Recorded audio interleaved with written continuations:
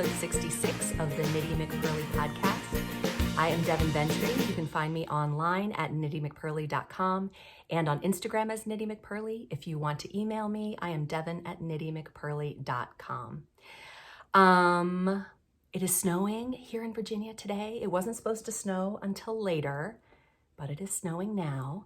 It's midday right now, so that's exciting. My daughter's still at school. I have to go get her, but it doesn't look like it's any big deal. So I have spent my morning catching up on the drama of the Blocked magazine. The Blocked magazine came out today. You can access it through Instagram. You can go look up Blocked Mag, which is Neil of United Kingdom, and he runs that. And I think if you click on the link tree, you can read the magazine. But a lot of people are upset about it, which makes me a little bit sad because I feel that they are mischaracterizing it. I thought I would describe it as, and I wrote these down, as informative. I thought it was generous in the sense that it's a lot of work for Neil to put that together and for all of the contributors to do all the work that goes into contributing to these free patterns and articles. I thought it was interesting. There are articles about vintage pattern copyrights, and it's just really interesting. I really enjoyed it. It has a lot of interesting things in it. Now, that said, it is also provocative. It has a little satire, and it calls out bad actors and people who have exhibited bad behavior. That's not typically what I do. I don't usually like to do that, but Neil's okay with it, and this is his magazine. So he does that in a way that I think is honest and a little bit funny, with cartoons and drawings that are very realistic. Neil is a very talented artist. But the thing that bothered me is that he has put several little videos of people's response to the magazine before it even came out. They had a response even before it came out. And they said it was targeting Black makers.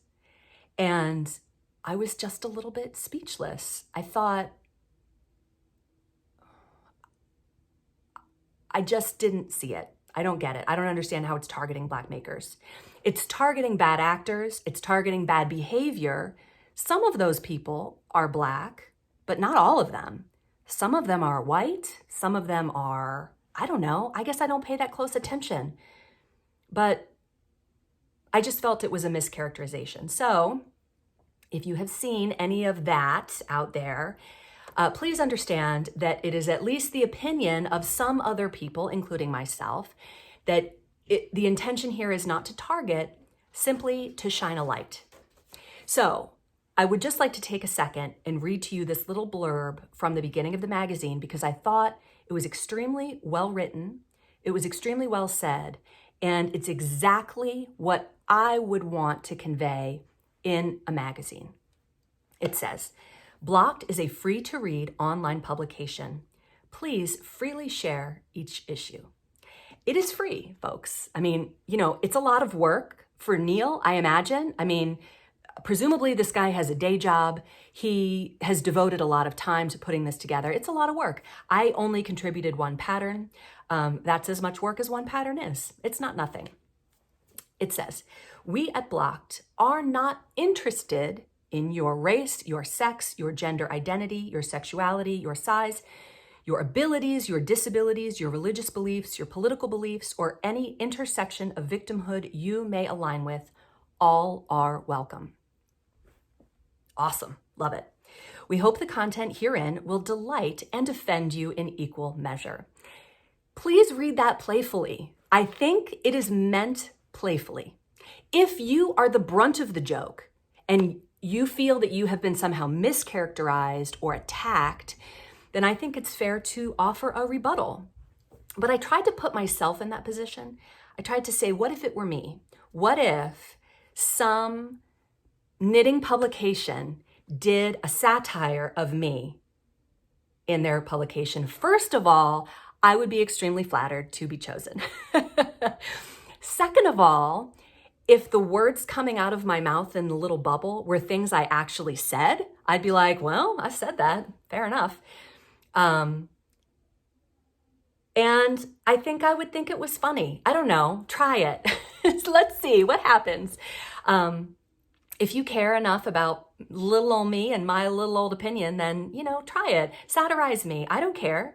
It doesn't, it doesn't hurt me. I can't be hurt by you. I hope that you feel the same way. Like, I don't know. Anyway, he says, when something does offend, annoy, or upset you, and it probably will at some point, you don't have to read it. You can simply turn the page. Although that particular article or feature may not be to your taste, it will be exactly another reader's cup of tea. We're at the beginning of 2022. Many of us want to put divisive issues to one side.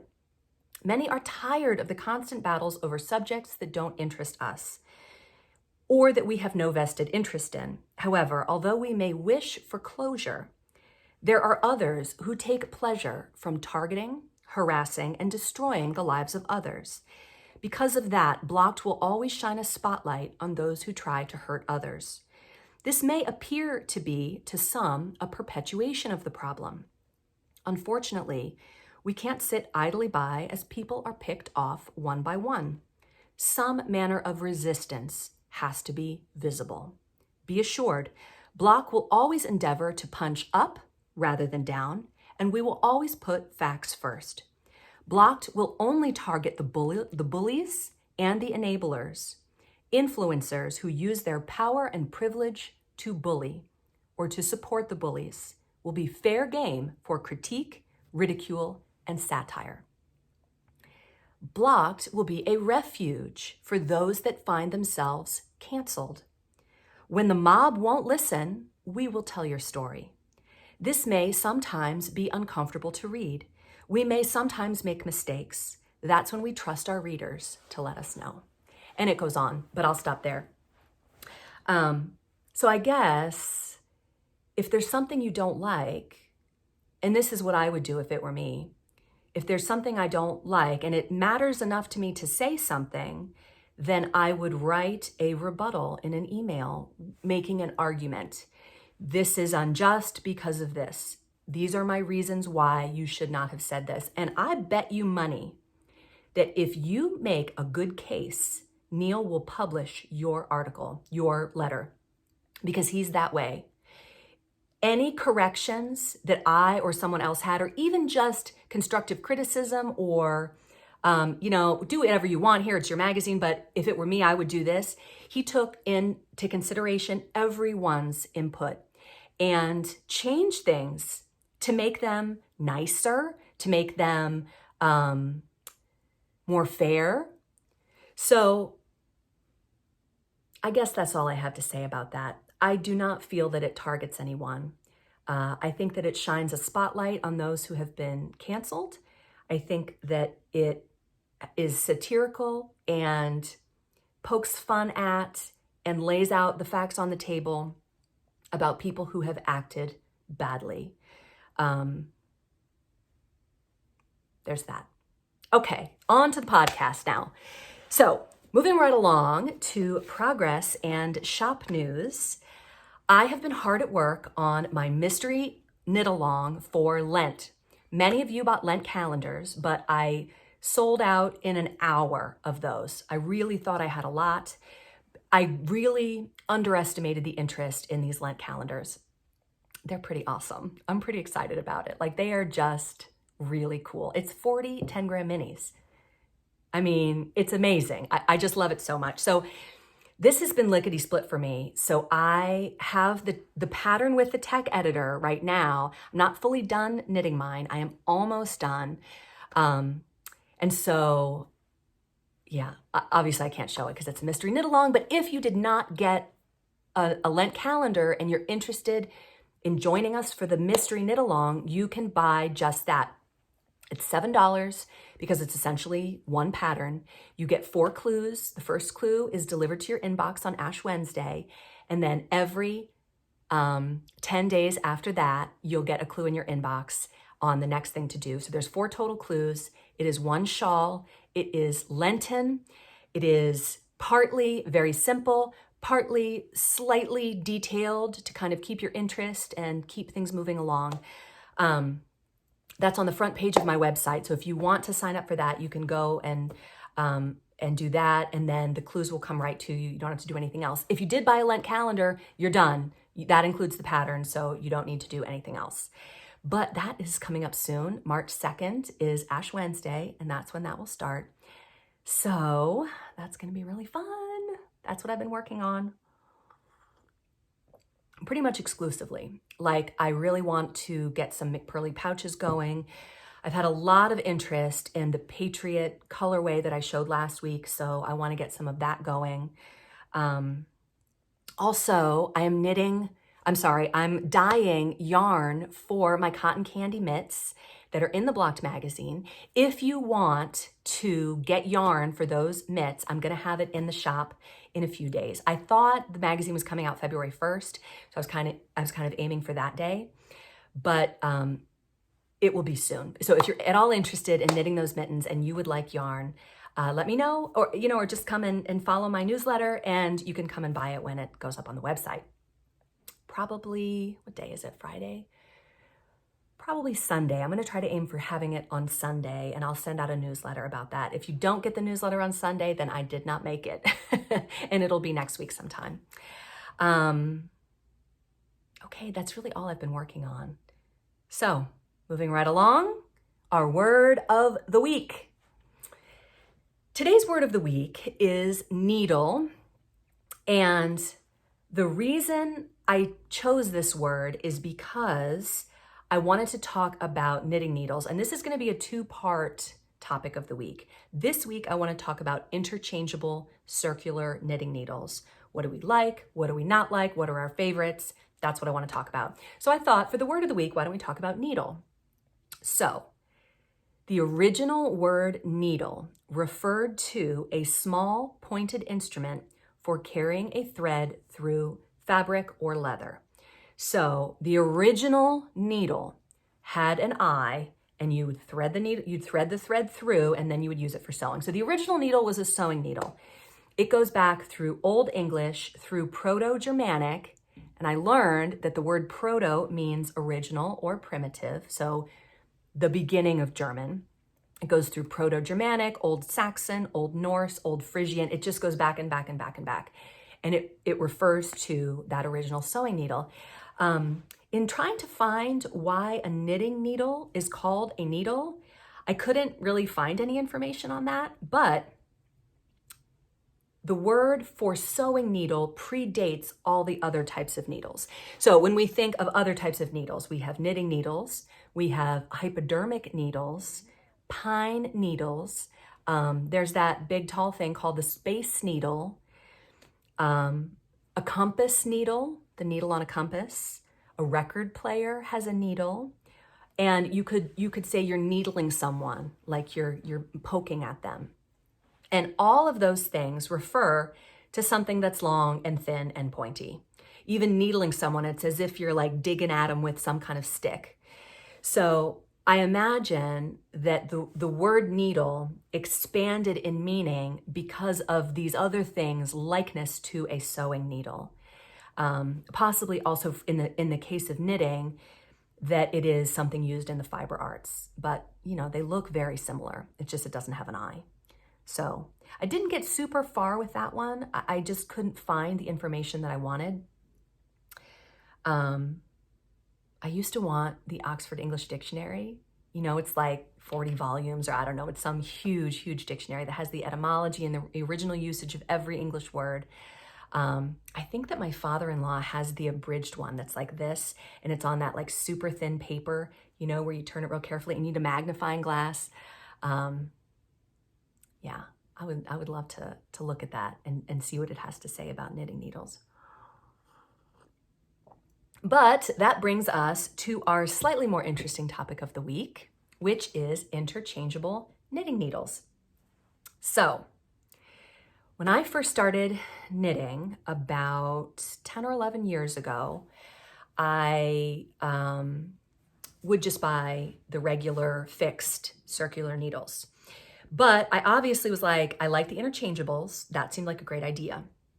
So I kind of looked around and got some suggestions and some input from other people on them. Now, at that time, I feel like the only interchangeables on the market were Knit Picks. I don't know if that's the case, but that's how I felt. I only knew about Knit Picks having interchangeables. Since then, everybody and their brother has come out with interchangeables. So back in the day, I bought the Knit Picks interchangeables, and I just got the stainless steel ones. Now they have them in colors and wood and all kinds of fancy stuff, which I don't own. But I have since bought another set of Knit Picks stainless steel ones, and those are pretty well priced.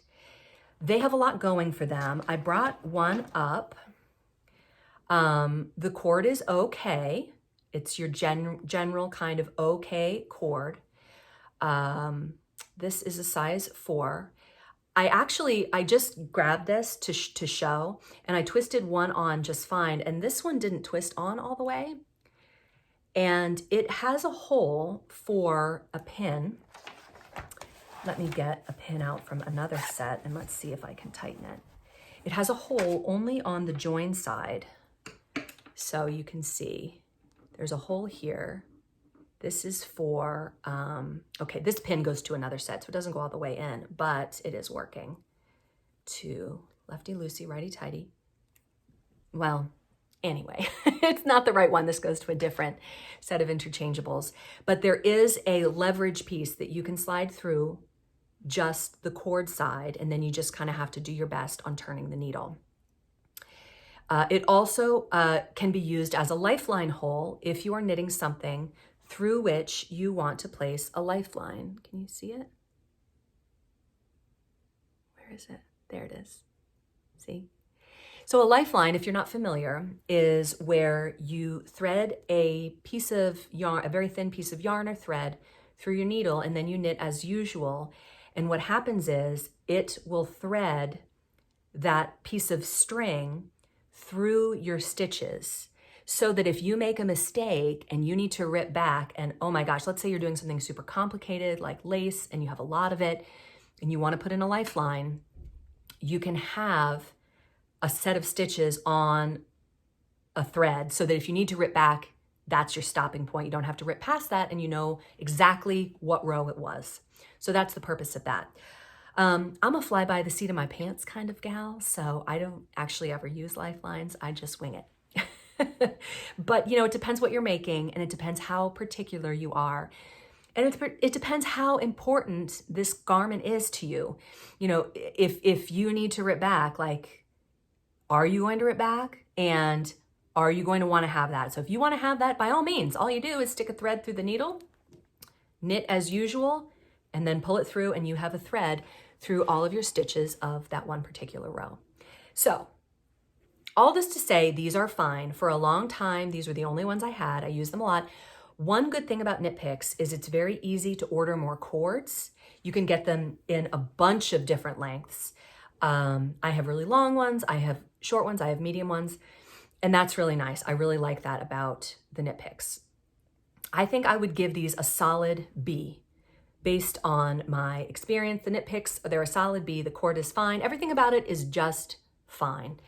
I have had it happen that when I'm knitting with them, they will come untwisted, and then you end up with this gap right here that your yarn is catching on, and that can be frustrating. But you just have to pull it out a little bit and give it a good twist and keep going. It is not the end of the world. So for a long time, that was the only set of interchangeables that I owned. And then a couple years ago, I bought this because these were all the rage. The Leica, I'm not sure, Leica, I think, needles. And these are super cute.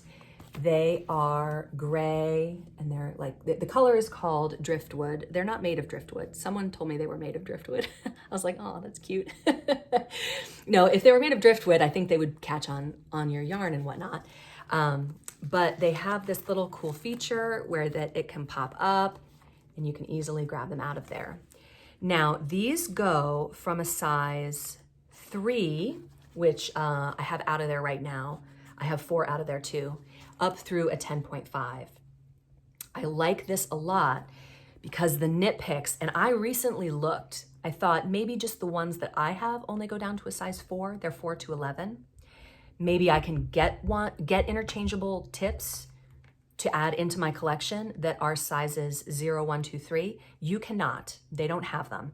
The smallest size of interchangeable that you can get from Knit Picks is a US 4. So that's definitely gonna knock them down from a potential B+ down to a B. Now the Leica does go down to a 3. That's nice. I do not believe that they go down below a 3. They may go up above a 10.5. I don't quote me on that because I'm not totally sure. There's this little pocket where you can keep extra cords. Oh, you know what? That doesn't have much in it. Oh, it does have these little twisty things, and it works just like the Knit Picks, where you have this leverage piece on just the cable side to help you twist the needle on to get it to stay on tighter. For 2 reasons, I think I'm going to give the Leica Needles a B+, C-. I like them. Knitting with them is just fine. This part has kind of tarnished a little bit, and that makes it kind of a different texture. It's just a cheaper metal on there. Now, it's possible that you can buy longer cords for these, but because my set didn't come with it, what I'm doing is it comes with this very large connecting piece, and that connects to these 2 shorter cords. So I have joined 2 shorter cords to make a longer cord. And this previously was on my Mystery Knit-Along shawl. This isn't really a spoiler. I'll just say that there ended up being a lot of stitches on here, and I needed to have a longer cord, and I didn't have one. And I did buy this off of, where did I get this? Amazon. And it says 30 inches. So this is only slightly longer. And the cord has what they call a memory, where you stretch it out and it just pops back. So this is not tremendously longer than what I had before. It's only slightly longer than what I had going on before. I didn't measure. I just, in my mind, was thinking this will be better because it doesn't have this long, awkward piece, because the stitches would catch on this all the time. And that was frustrating. I was constantly having to move them through this. The problem with this is that it is too large. And I didn't really understand exactly what the problem was until I got these.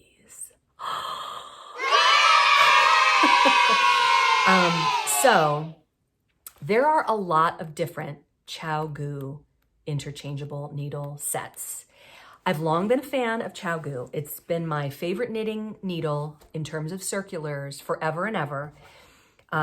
If you have used it before, then you know why. It's the cord. Oh, you know what? The needle that I got with this is on my shawl, so I can't show it to you right now. But the cord does not have a memory. This essentially has a steel core, and it's just better. The ChiaoGoo cord is so much better than any other cord that I have tried, whether it's the Addi. I don't have the Addi interchangeables, but I do have the Addi fixed circulars. The Addi's, Knit Picks, anything else, nothing is as good as ChiaoGoo in terms of that cord. That red cord is just the best cord. But I had never tried the interchangeables. The best part about these is that the cord side and the needle side have a hole. So what you do is you twist it in as far as it will go, and it twists in very easily. And then you take one of these pins, it just is a T-pin that they include, and you put one, let's see.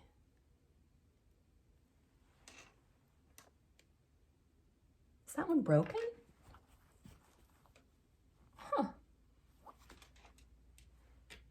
there's supposed to be a hole in there.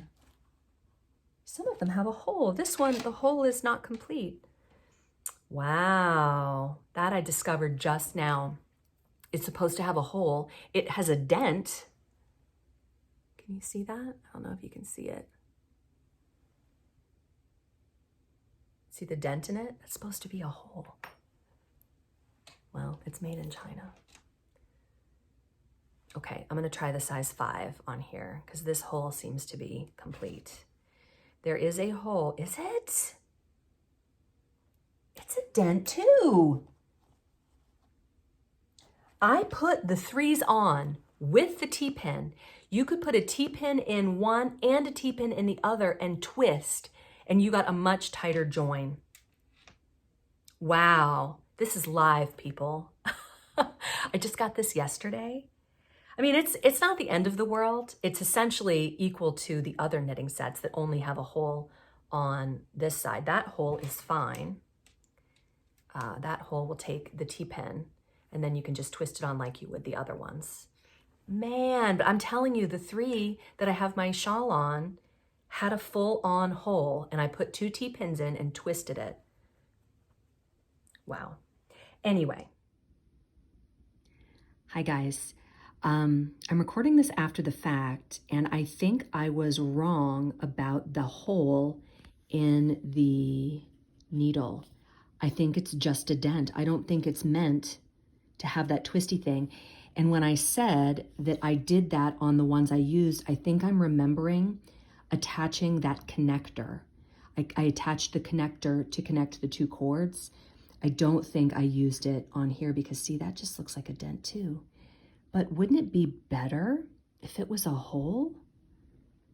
So it comes with these T-shaped keys, but yeah, it doesn't say, oh, it says, yeah, use a rubber band. Yeah, so here, there's the lifeline hole, and here is the tiny, tiny connector. So there are 2 sizes, large and small. I'm not sure which one that I got. But anyway, I just wanted to update you and say that Gu didn't really do anything wrong. I was just incorrect. Okay, so now that one has a tiny, tiny little piece that connects 2 cords, and I'm using that on the shawl, and it is a dream. It is so much better than the giant Leica one that's like this. It's just tiny, tiny. It's like that. I mean, I guess it's more losable. That's one downside to that. But other than the defect that I have just discovered just now, and it so basically this set goes from US 2 up to US 8. And so there's these 2 are pulled out, but this US 2 to US 8. And then this case can hold other needles, but it didn't come with it. And this was about $100. They didn't like pay me to review this or anything. I bought it on Amazon. And it comes with some stitch markers and a little needle gauge guide and some end caps if you want to cap off your work for whatever reason, and some T-pins. Anyway, I was about to give Gu an A+, but I think I'm gonna have to downgrade them to maybe like an A- because some of them, most of them don't seem to have the hole. They just have a dent. What the heck? I don't get that. Why would there be a dent there? Like maybe they tried to put the hole in and it didn't complete. Oh well. I wanted to say A+, but I'm gonna have to downgrade them to an A-. Sorry, Gu, get your act together. Okay, knitting fantasies. So last time I picked all of the sweaters, having not seen any of them, in this Japanese knitting book that I ordered on Amazon, and it hadn't come yet. So I had high hopes for this book because I love Japanese knitting. I was a little bit disappointed. I'm just gonna go through and show you all of the pictures of the sweaters in this book in case you are interested. Now this cardigan I really like because it has some cables on the sleeves and it looks like it has a really interesting construction. I'm gonna show you them all and see if you come up with a criticism. Here is a short sleeve sweater with long sleeves, as if they're a different sweater, but knitted just in different yarn. This looks like it's crocheted. This is a crocheted raglan sweater. She doesn't look very happy, does she? I think she's smiling in some pictures. There's a couple of models that look alike. I wonder if they're sisters. This one's smiling. Yeah, she's happy. So here are a couple more designs.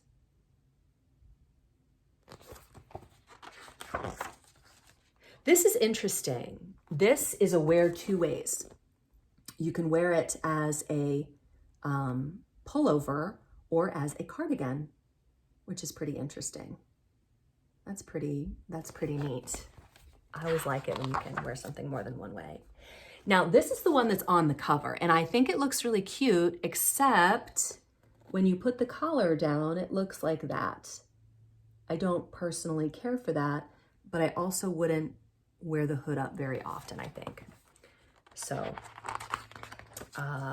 here we have a crocheted hat and a shawl.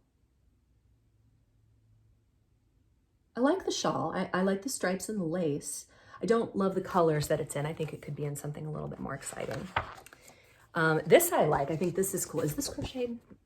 I think it is. Yeah. This is a crocheted vest. I think this is really cute. I really like that one. And we have a couple of slippers.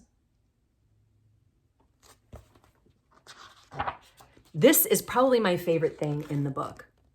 So this is a just sleeves cardigan. What does it call it? A bolero, or you can wear it as a scarf. I love the way the cuffs are knitted. I just think those are adorable. I love the idea of a sweater in a neutral with an interesting cuff. That is just a great, great idea.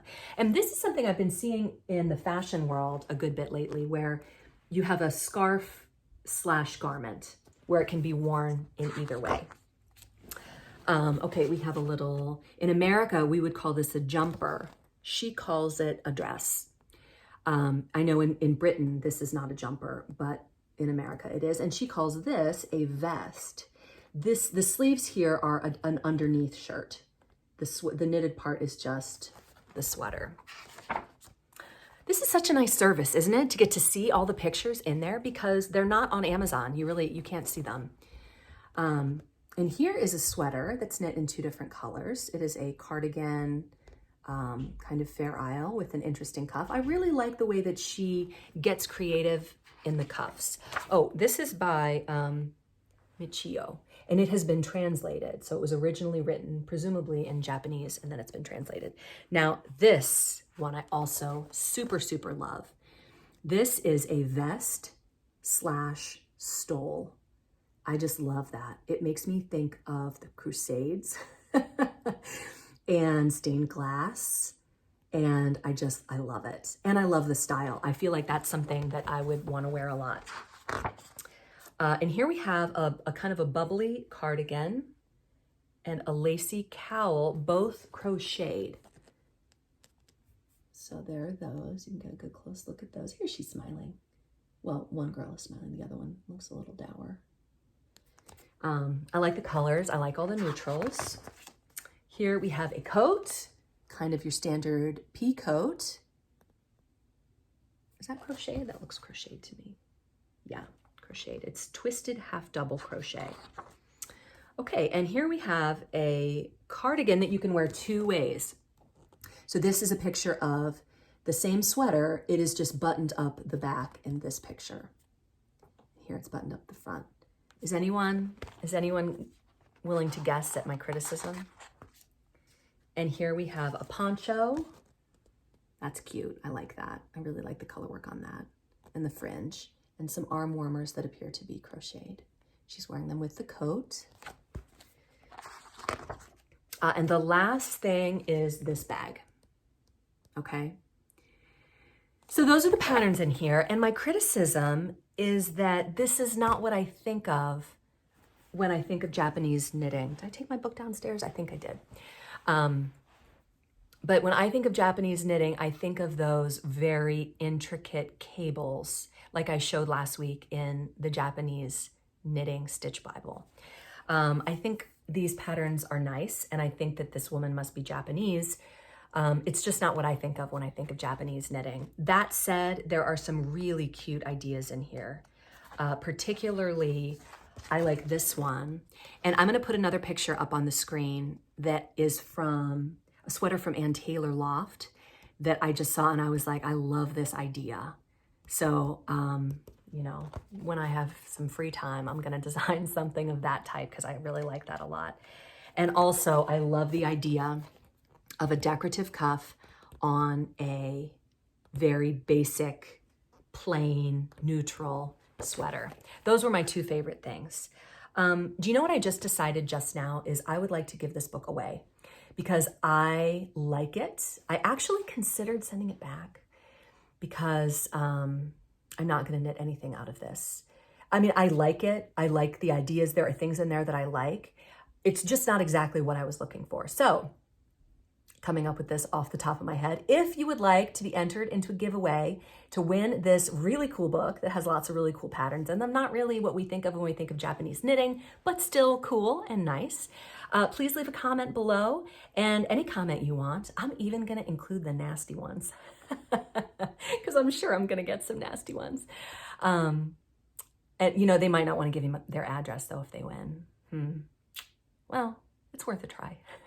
Anyone who leaves a comment will be entered to win this book, and I will send it to you, and that'll be great. I love a good giveaway. Okay, moving right along so here's what happened. This lovely story was sent to me from a podcast watcher named Janine, and I loved it so much. She just typed it out, and I'm gonna read it to you. I loved it so much because I feel like we've all been here at some point in our knitting journey, okay? So here it is. She says, my twin sister and I started knitting in our 50s to help us with empty nest syndrome. Through your YouTube videos, we learned the basics and started with dishcloths. That's a good place to start. Our local knitting store in Nashville, Tennessee was taking a bus to the Maryland Sheep and Wool Festival, so of course we signed up to go. We had no idea what this was.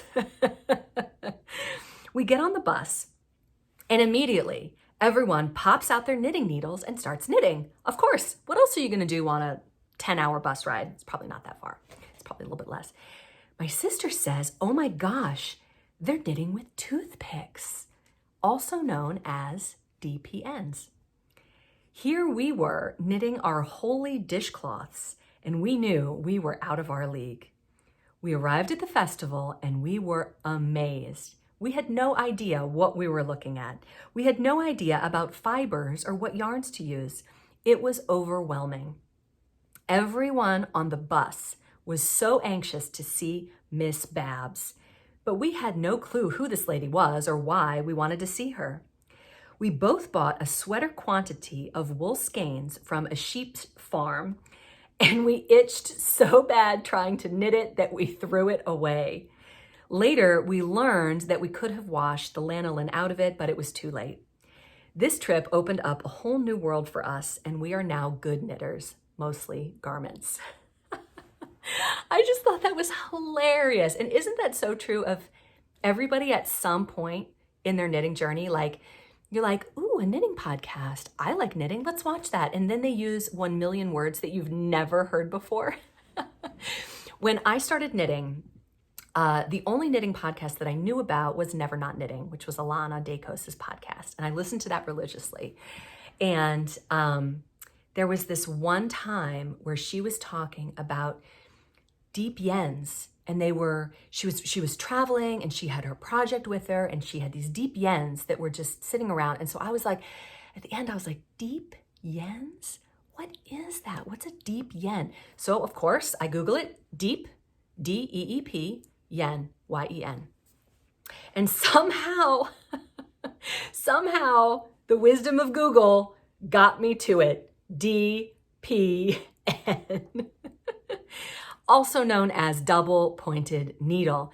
And I responded to Janine with that story because it reminded me of that. Like, we've all been there, right? Where you're at a place with some people, or you're watching a podcast or whatever, and they're saying things and you're going, and you're like, I don't know what that is. And then later you're like, oh, right. So Alana had a story that she told about DPNs, where she was first learning how to knit, didn't know how, and she goes to the craft store like Michael's or Hobby Lobby or something like that. And she sees the plastic knitting needles. So this is, I don't know how many years ago now, probably 20 or more. And she sees, I can get a pack of 2 needles or a pack of 5. She's like, well, it was cheaper to buy the pack of 5, the short DPNs versus the knitting needles with the cap on the end. So anybody who's knit for any amount of time understands the difference between these two things and knows that you can't just interchange them most of the time. But anyway, I just loved it because everybody has a story like that. So if you have a great knitting story that you would like to share with me, please send it to me. You can email it to me, you can DM it to me on Instagram. I would love to share it on the podcast. Send a video if you want. I already have one in the next. Spoiler alert, it is me.